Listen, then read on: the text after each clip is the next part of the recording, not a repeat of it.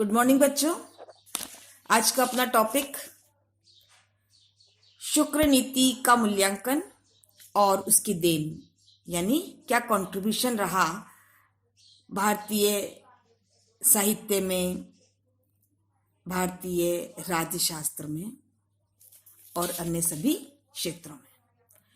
मूल्यांकन और देन को देखने से पहले हम इसकी थोड़ी सी सामाजिक व्यवस्था का भी उल्लेख करना चाहेंगे।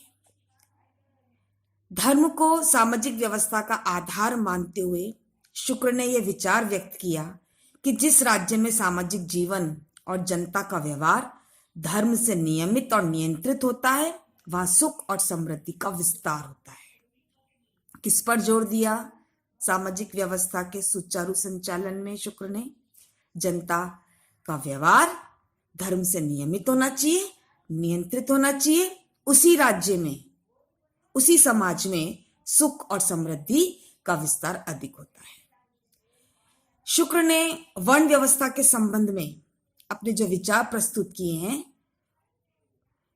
वह है कि मूलतः वर्ण का आधार जन्म होते हुए भी कर्म के आधार पर ही किसी विशेष वर्ण की सदस्यता प्राप्त की जा सकती है। मनुष्य थोड़ा सा अलग हटकर शुक्र ने अपने विचार प्रस्तुत किए। शुक्र का यह दृष्टिकोण व्यवहारिक कारणों से प्रेरित था। उसका मत था, यदि किसी वर्ण के सदस्य द्वारा भरण पोषण के लिए अपने वर्ण के लिए निश्चित वृत्ति से हटकर कोई वृत्ति अपनाई जाए तो उसे निंदनीय नहीं समझा जाना चाहिए। यानी जो व्यक्ति अपने वर्ण का जो निश्चित कार्य उससे हटकर कोई दूसरा कार्य करता है तो उसे निंदनीय नहीं समझना चाहिए। इस संबंध में शुक्र का निर्देश है कि ब्राह्मणों के अतिरिक्त अन्य वर्णों द्वारा भिक्षा मांगकर जीविका चलाना उचित नहीं है।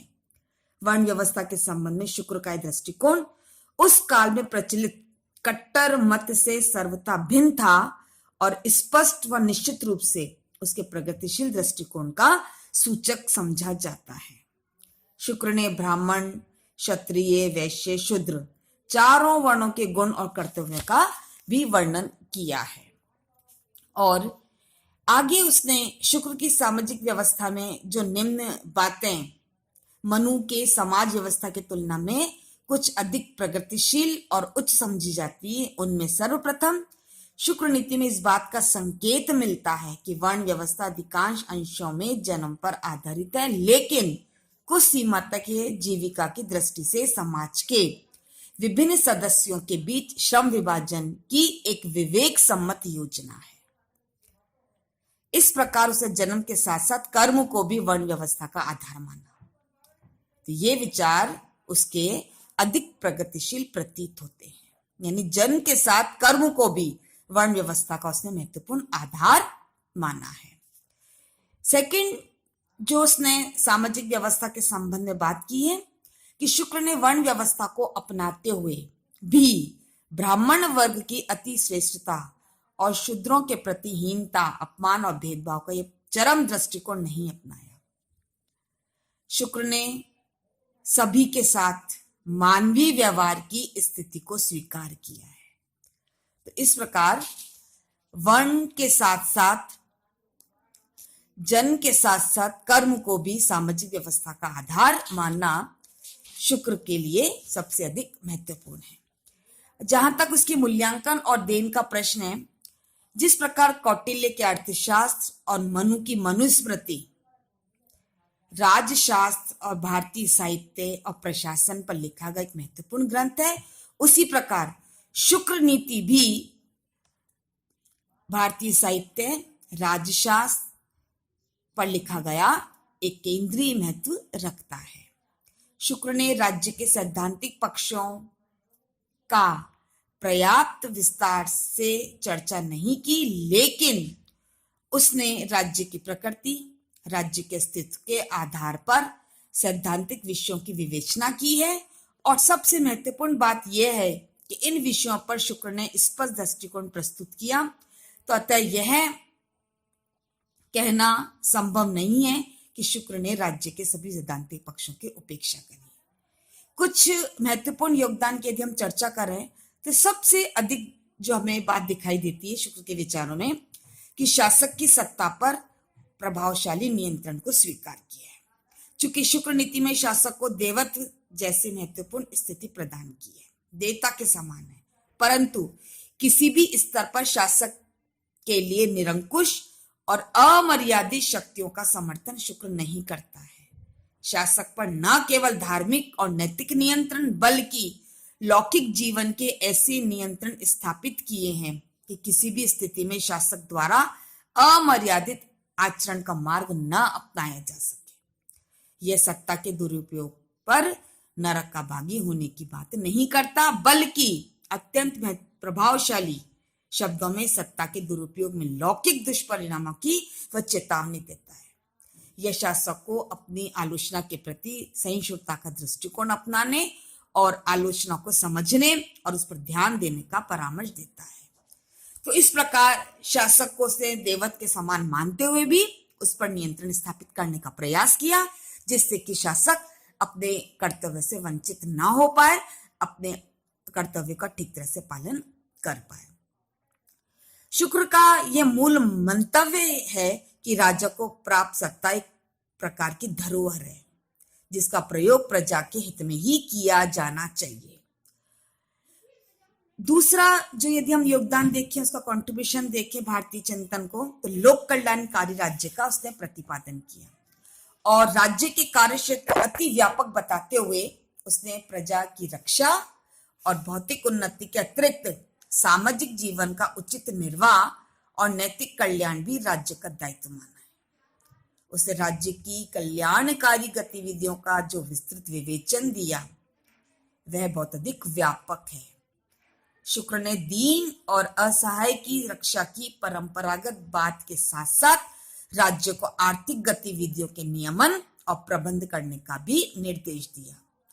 और इसमें सबसे महत्वपूर्ण तथ्य यह है कि पर्यावरण की रक्षा को राज्य का एक महत्वपूर्ण दायित्व माना और कई प्रकार के कार्यों का उसने उल्लेख किया। इस प्रकार उसके विचारों संकेत मिलते हैं कि जिसे पाश्चात्य विचारक टी.एच. ग्रीन की भाषा में नैतिक जीवन के मार्ग की बाधाओं को बाधित करने का नाम दिया जा सकता है। शुक्र ने करारोपण के संबंध में भी सिद्धांत और विचार जो प्रतिपादित किए हैं वह लोक कल्याणकारी राज्य के आदर्श की सर्वथा अनुरूप दिखाई देते हैं। शुक्र ने शासन के संगठनात्मक और प्रक्रियात्मक पक्षों की भी वैज्ञानिक तरीके से विवेचना करने का प्रयास किया और वह, यदि हम देखें तो उसने राज्य के कर्मचारियों की आचार संहिता प्रस्तुत करी, राज्य कर्मचारियों के वेतन की जो बात करी, वेतन वृद्धि की जो बात करी, पदोन्नति की बात करी, अधिलाभ यानी बोनस और ग्रेच्युटी की बात करी, पारिवारिक पेंशन की बात करी, अवकाश की बात करी। उसने विविध पक्षों पर विस्तार से प्रकाश डालने का प्रयास किया। कोई भी अन्य प्राचीन विचारक ऐसे विभिन्न पक्षों के संबंध में वैज्ञानिकता के साथ अपने विचार प्रस्तुत नहीं कर पाया, जिस प्रकार उसने इन विचारों पर अपना अधिक से अधिक ध्यान केंद्रित करना चाहा।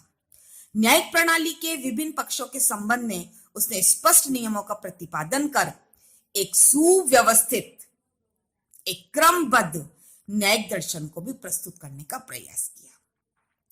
इसी क्रम में यदि हम देखें तो परराष्ट्र संबंधों के सैद्धांतिक और व्यवहारिक पक्षों की भी उसने विवेचना करी, अर्थात न केवल आंतरिक प्रशासन के विविध पक्षों का उसने उल्लेख किया बल्कि वैदेशिक संबंधों के संचालन के भी उसने सैद्धांतिक और व्यवहारिक पक्षों को प्रस्तुत करने का प्रयास किया। उसने न केवल षड्गुण नीति बल्कि दूत व्यवस्था, गुप्तचर व्यवस्था, सैन्य बल, युद्ध आदि के संबंध में भी अपने विस्तार से विचारों को प्रस्तुत करने का प्रयास किया।